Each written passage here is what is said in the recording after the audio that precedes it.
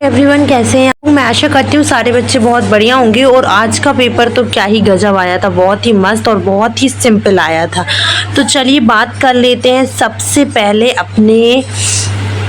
पहले आपके पेपर में क्या आया था बताओ। सत्य असत्य एक वाक्य में उत्तर क्या आपको पूछा गया था पहले नंबर पे। तो यहाँ पर आ जाए हम। सबसे पहले अपन देखेंगे रिक्त स्थानों की पूर्ति करिए। सबसे पहले अपन यही देखेंगे, ठीक है। फिर इसके बाद नीचे चलेंगे। देखिए रिक्त स्थानों की पूर्ति करिए। तो यहाँ पर पहला क्वेश्चन, वैसे ये तीसरे में आया था, पहले में आपकी सही जोड़ी नहीं, एक वाक्य में उत्तर ही आया था, है ना।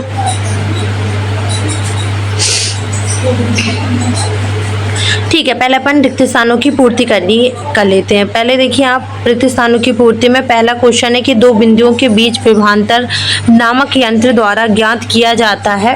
तो इसका आंसर हो जाएगा विभावी माप। क्या अंतर किया जाता है आपका? विभाव मापी। ठीक है। सेकंड देखिए आप यहाँ पर, प्रकाश के अव्ययी वर्णों में विभाजन को खालिस्तान कहते हैं। तो क्या कहते हैं अपन? वर्ण विक्षेपण कहते हैं। क्या कहते हैं? वर्ण विक्षेपण। प्रकाश के अव्ययी वर्णों में विभाजन को वर्ण विक्षेपण कहते हैं। क्वेश्चन नंबर 3 है कि किसी दर्पण में आप चाहे कितनी भी दूरी पर खड़े हों, आपका प्रतिबिंब सदैव सीधा प्रतीत होता है। संभवतः वो दर्पण का नाम क्या है आपका? तो समतल या फिर उत्तल दर्पण। ये जो लिखा है उस पर बिल्कुल ध्यान ना दें, ये एक बच्चे का है, उसने लिखा है। तो समतल एवं उत्तल दर्पण आप कह सकते हैं। आपको उत्तर पुस्तिका में या तो समतल लिखना था और या तो आप स्लैश करके या तो करके उत्तल लिख देते। ठीक है, आप यहाँ पर आगे आ जाइए। क्वेश्चन नंबर 4 है कि डीएनए का वह भाग जिसमें किसी प्रोटीन संश्लेषण के लिए सूचना होती है, उस प्रोटीन को खालिस्तान कहते हैं। उस प्रोटीन का नाम क्या है? तो उसे जिन कहते हैं, जिन। ठीक है, क्या बोलेंगे? जिन। खालिस्तान में अलैंगिक जनन मुकुलन द्वारा होता है। तो यहाँ पर हो जाएगा आपका आंसर क्या? ईस्ट। क्या हो जाएगा इसमें? ईस्ट। अब यहाँ पर देखिए आगे छठवा बोला गया है, खालिस्तान ग्रंथि द्वारा वृद्धि हार्मोन स्रावित होता है। तो हो जाएगा आपका पीयूष। किसके द्वारा? पीयूष।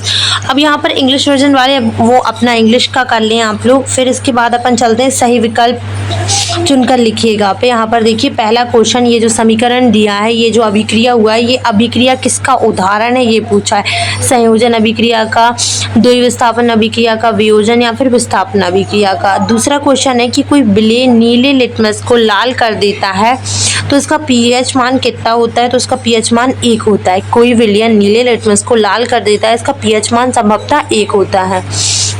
निम्नलिखित में से उभय सर्मी ऑक्साइड का उदाहरण कौन सा है? तो ये हो जाएगा आपका सी वाला, Ai2O3। ठीक है, ये हो जाएगा। चौथा देखिए, मस्तिष्क उत्तरदायी होता है तो उपरोक्त सभी के लिए, सोचने के लिए, हृदय स्पंदन के लिए, शरीर के संतुलन बनाने के लिए, मतलब सभी के लिए जो है मस्तिष्क उत्तरदायी होता है। क्वेश्चन नंबर 5 है आपका कि निम्नलिखित में से कौन सा मानव का मादक जनन यंत्र का भाग नहीं है? तो अंडाशय, गर्भाशय, शुक्रवाहिका या फिर आपका डिम वाहिनी। तो ये हो जाएगा आपका सी वाला। निम्नलिखित में से कौन मानव में मादा जनन तंत्र का भाग नहीं है? तो ये हो जाएगा आपका शुक्रवाहिका। क्वेश्चन नंबर 6 है आपका, अभिलेंस की फोकस दूरी में परिवर्तन किया जाता है पुतली द्वारा, दृष्टिपटल द्वारा या फिर आपकी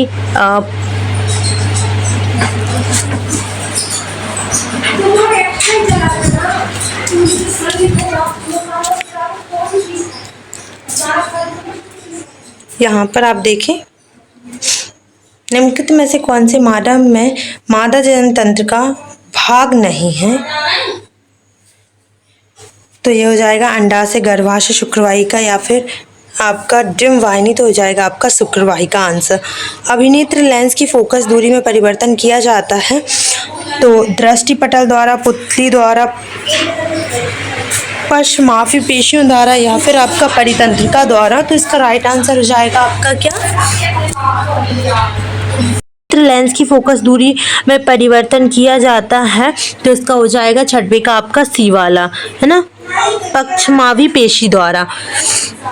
अब यहाँ पर आ जाएं आप, एक शब्द में उत्तर। ये जो लिख रहे हैं ना आप, CaOCI2 यौगिक का प्रचलित नाम लिखिए, तो ये हो जाएगा आपका बिरंजक चूर्ण। क्या हो जाएगा आपका? बिरंजक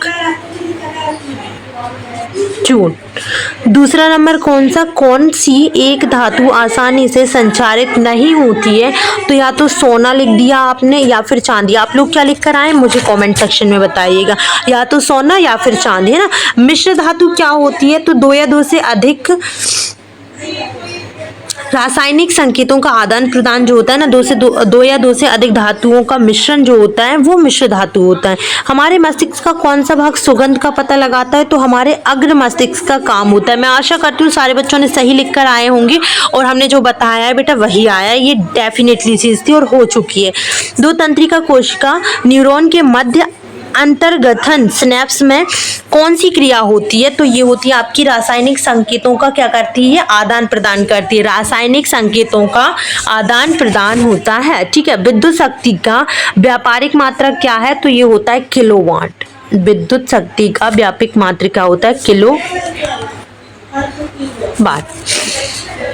ठीक है। अब यहाँ पर आप आ जाएं सही जोड़ी पर। सही जोड़ी कैसी क्या करके आए हो आप लोग देख लेते हैं। ये इंग्लिश वर्जन वाले बच्चों का है। सत्य असत्य में अगर अपन बात करें तो यहाँ पर देखिए, पहला जो था ना वो आपका सत्य है, दूसरा जो है असत्य, तीसरा सत्य है,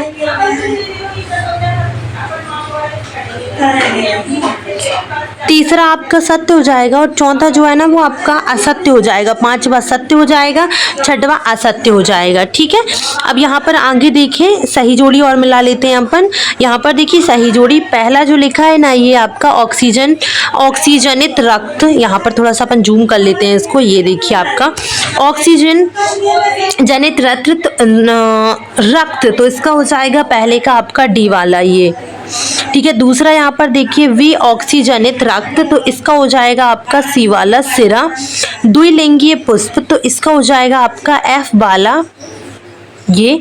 इसके बाद एक लिंगिक पुष्प, इसका हो जाएगा आपका ई वाला, कौन सा? पपीता ये। इसके बाद संतरा, ये जो लिखा है ना संतरा पांचवा, इसका हो जाएगा आपका बी वाला सिट्रिक अम्ल।